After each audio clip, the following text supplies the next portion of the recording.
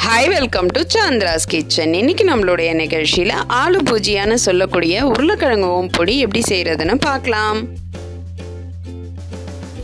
இதுவரைக்கும் சந்திராஸ் கிச்சனை சப்ஸ்கிரைப் செய்யாதவர்கள் ரெட் கலர் சப்ஸ்கிரைப் பட்டனை பிரஸ் பண்ணி சப்ஸ்கிரைப் பண்ணிக்கோங்க. கூடவே பக்கத்துல இருக்கிற பெல் பட்டனை பிரஸ் பண்ணுங்க. எங்களுடைய அப்டேட்ஸ் உடனுக்குடன் உங்களை வந்து சேரும். இந்த ஆலு பூஜியான்னு சொல்லக்கூடிய உருளைக்கிழங்கு ஓம்பொடி செய்ய தேவையான பொருட்கள் என்னென்னு பார்க்கலாம். உருளைக்கிழங்கு 1/4 கிலோவை நான் வேக வச்சு மசிச்சு எடுத்து வச்சிருக்கேன். கடலை மாவு 3/4 கப், எண்ணெய், பெருங்காயத்தூள், மஞ்சள் தூள், மிளகாய்த்தூள், உப்பு, எலுமிச்சை சாறு. ஒரு பவுலில் நம்ம மசிச்சு எடுத்து வச்சிருக்க உருளைக்கிழங்கை சேர்த்துக்கலாம். 3/4 கப் கடலை மாவை இதோட சேர்த்துக்கலாம். இதை நீங்கள் கொஞ்சம் கொஞ்சமாக சேர்த்து கூட பிசைஞ்சிக்கலாம். இப்போ தேவையான அளவு உப்பு சேர்த்துக்கலாம். 1/2 ஸ்பூன் மிளகாய்த்தூள், 1/2 மூடி எலுமிச்சை சாறு, 1/4 ஸ்பூன் பெருங்காயத்தூள், 1/4 ஸ்பூன் மஞ்சள் தூள். இப்போ இது எல்லாத்தையும் சேர்த்து நல்லா கலந்துடலாம். இதில் வந்து எந்த ஒரு சின்ன கட்டித்தன்மையும் இருக்கக்கூடாது. இது நல்லா நம்ம மசிக்கணும். உங்களுக்கு மாவு பத்தாமல் இருந்துச்சுன்னா இன்னும் கொஞ்சம் மாவு சேர்த்துக்கோங்க.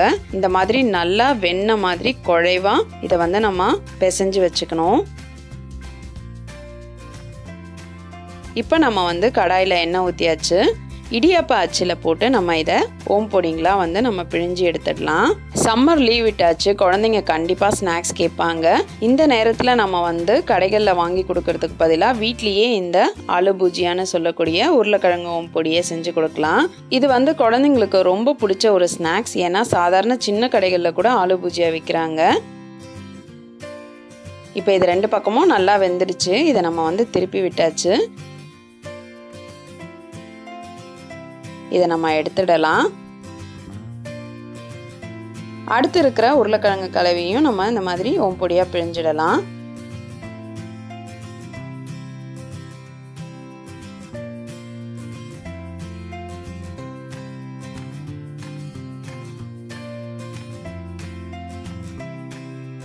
இப்போ இதை நம்ம திருப்பி விட்டுடலாம்.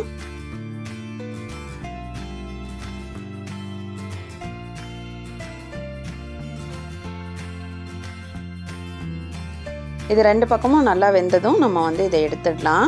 இப்போ நம்மளுடைய சுவையான ஆலு பூஜியான்னு சொல்லக்கூடிய உருளைக்கிழங்கு ஓம்பொடி ரெடி ஆயிடுச்சு. இதை லைட்டாக நொறுக்கி விட்டுருங்க. நொறுக்கி விட்டுட்டு அதுக்கு மேலே நீங்கள் ஹர்ப்ஸ் கூட போட்டு குழந்தைங்களுக்கு சாப்பிட கொடுக்கலாம். இந்த ஹெல்த்தியான ஸ்நாக்ஸை நீங்களும் உங்கள் வீட்டில் செஞ்சு பாருங்கள். உங்களுடைய ஃபீட்பேக்கை எங்களுக்கு சொல்லுங்கள். மேலும் இது போன்ற சுவாரஸ்யமான தகவல்களை அறிந்து கொள்ள எங்கள் சந்திராஸ் கிச்சனை சப்ஸ்கிரைப் செய்யுங்கள். உங்களுடைய கமெண்ட் பாக்ஸில் போடுங்க. லைக் அண்ட் ஷேர் பண்ணுங்கள்.